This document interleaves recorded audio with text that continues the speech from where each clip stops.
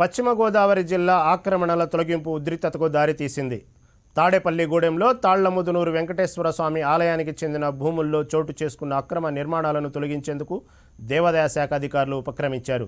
జేసీబీలతో అక్రమాలను తొలగిస్తుండగా స్థానికులు అడ్డగించారు. రోడ్డుపై బైఠాయించి కూల్చివేతలు నిలిపివేయాలని ఆందోళనకు దిగారు.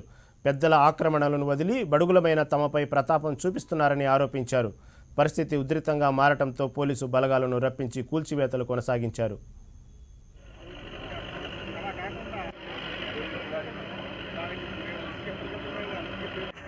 ఎవరు ఎండోమెంట్ వాళ్ళు మానండి. ఎండోమెంట్ ఎవరిలాగా ఎవరు చేస్తారు పని?